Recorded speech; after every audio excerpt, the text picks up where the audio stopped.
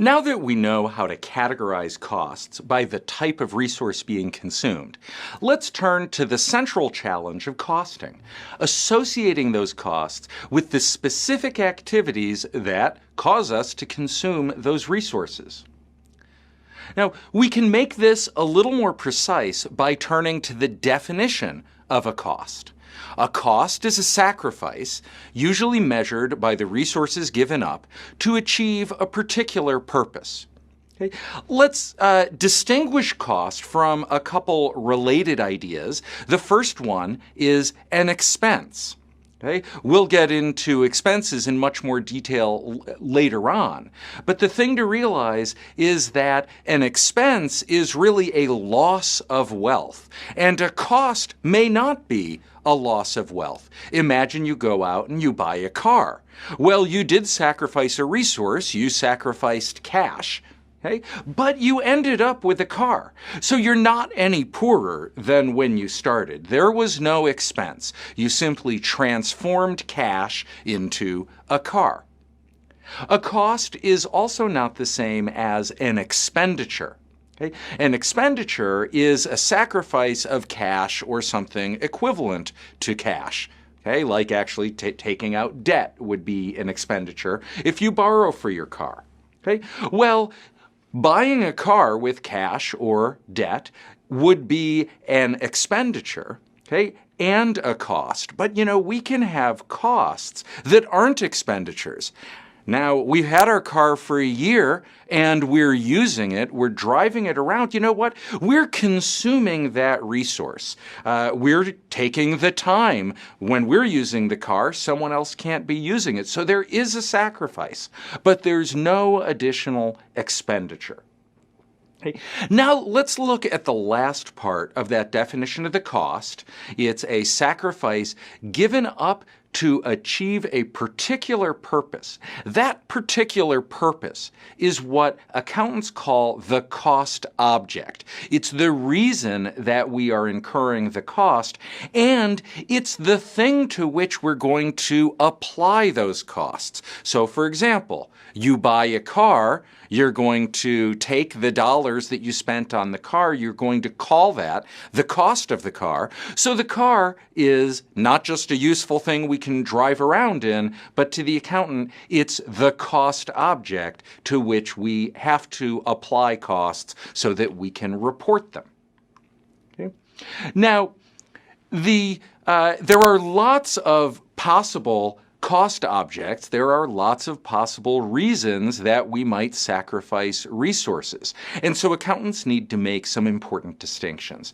The first one that we will make is this. Did we consume those resources in order to create a product or a service that we're going to provide to our customers? Or did we consume those resources simply to help our organization survive the current operating period? Okay?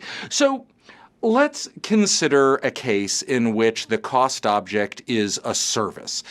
We've got a nonprofit organization that provides tutoring for underprivileged children. Now, simply providing that service, that tutoring, requires the organization to hire people to do the tutoring, to provide a room in which the tutoring can take place, or maybe pay for the tutors to travel to where the students are. The organization might also be paying for pencils and paper, computers, and so on. Okay?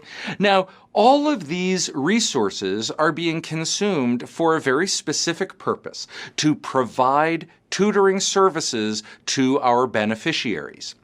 Accountants call these costs product costs. Now, the name might seem a bit confusing because, after all, isn't tutoring a service, not a product? Okay?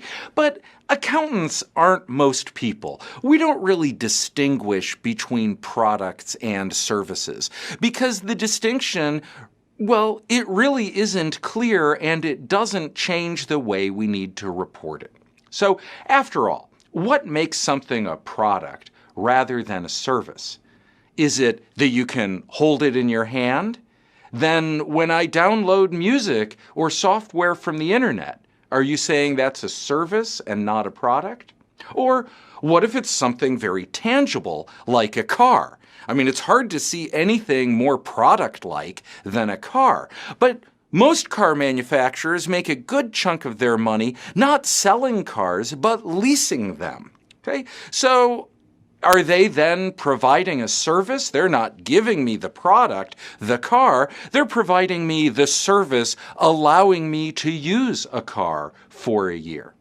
So in the end, to the accountant, as I say, the difference between a product and a service isn't that clear, and it isn't that important, because either way, product or service, the cost object is capturing a purpose. We're providing something to our customers or to our beneficiaries or to our tax-paying constituents, and so we're going to treat the costs the same way. We're going to treat those costs not as a loss of wealth, but simply as a conversion of the resource we sacrificed into another resource, just as if we used cash to buy a car. We aren't any poorer. We just own something different. In particular, if the object of our cost is a product or a service, that's something different we own, accountants will call inventory, and they'll create an account and they'll report it that way. And then when we actually transfer our product or our service to a customer, we'll take those costs out of inventory and recognize them as an expense called cost of sales or cost of goods sold, and that is when we will reflect a reduction in wealth. Okay, well, what if we incur a cost not to provide a product or service, but simply to help our organization survive the period?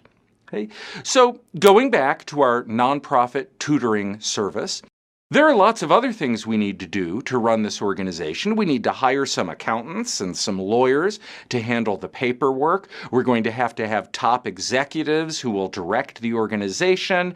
They'll need an office and a car, and we might need to do some advertising and hire some fundraisers to bring in donations and make sure that schools and parents and students know about our services.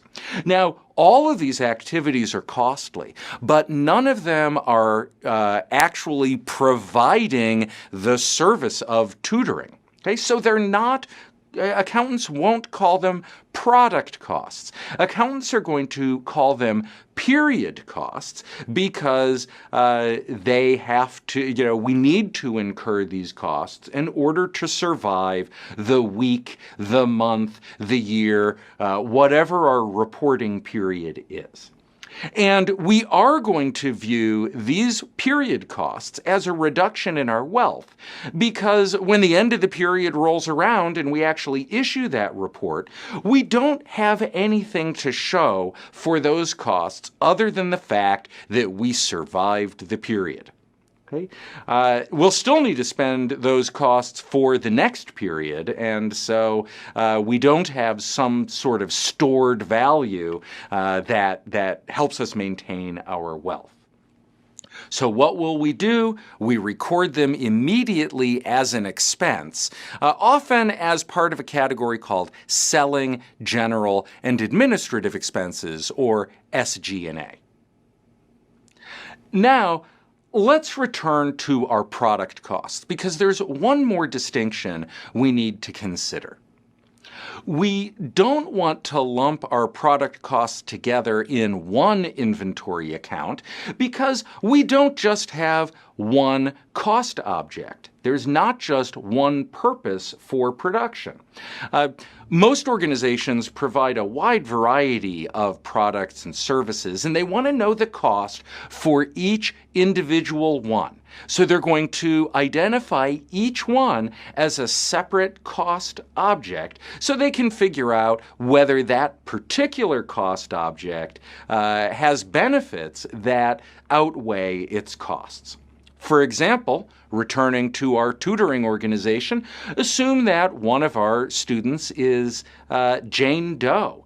And we'll probably then want a Jane Doe cost object that is going to capture all of the costs of providing services to that particular beneficiary.